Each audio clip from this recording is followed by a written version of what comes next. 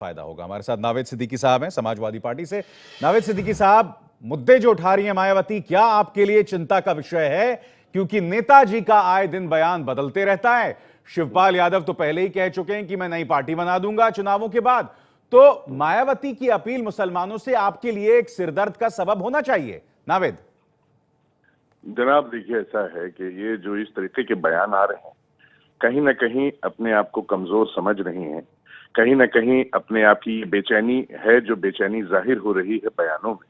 क्योंकि लोगों को जब खौफ होता है तो इस तरह की बयानी और इस तरह की बयानबाजी होती है। माननीय और सर्वोच्च न्यायालय, उच्च न्यायालय ने ये कहा है कि किसी भी कौम के बारे में, किसी भी मजहब के बारे में इस तरीके की चीजें अब चुनाव में नहीं होनी चाहिए। सबको साथ लेकर चलिए। लेकिन उसके बाद भी इस तरीके के बयान अगर होते हैं तो ये अपने आप में ये साफ जाहिर करता है कि कितनी बेचैनी है उस शख्स को, उस इंसान को, जिसने कभी किसी के लिए कोई नावेद साहब, आपने अभी भी मेरे सवाल पर टिप्पणी नहीं की। मेरा सवाल आपसे बहुत सीधा और सरल था कि जब मुसलमान वोटर ये देख रहा है कि शिवपाल यादव कहते हैं कि चुनावों के बाद मैं नई पार्टी बना लूंगा, नेताजी यानी कि मुलायम सिंह यादव आए दिन अपने बयान बदलते रहते हैं कांग्रेस को के लिए कैंपेनिंग करने को लेके, तो स्वाभाविक सी बात है कि जो आपका कट्टर वोटर है उसमें एक असहजता पैदा होती है। मुसलमान वोटर में भी एक असमंजस पैदा होता है। नहीं, देखिए, नेताजी ने अपने बयान में भी ये कहा है कि शिवपाल जी के बारे में भी उन्होंने कहा आज बयान कि कोई पार्टी वो नहीं बनाएंगे। और नेताजी ने यह भी कहा कि हम गठबंधन के लिए प्रचार करें, अखिलेश जी को। मगर हम कैसे आप पे भरोसा करें कि आप ये बयान फिर नहीं बदल लेंगे? कल ऐसा ना हो ना नावेद, कल से आप एक और नए बयान के साथ आ जाएं। नहीं, देखिए, ऐसा है, जब कुछ लोग हमारी पार्टी को नुकसान पहुंचाने के लिए नेताजी को लगातार कुछ चीजें बताते रहते हैं कि ये कह दें।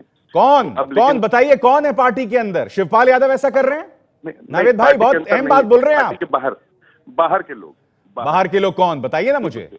देखिए, बाहर के लोग अब यहाँ नहीं है हिंदुस्तान में, अब चले गए, वो उस देश चले गए जहाँ के लोगों की पॉलिसी है डिवाइड एंड रूल।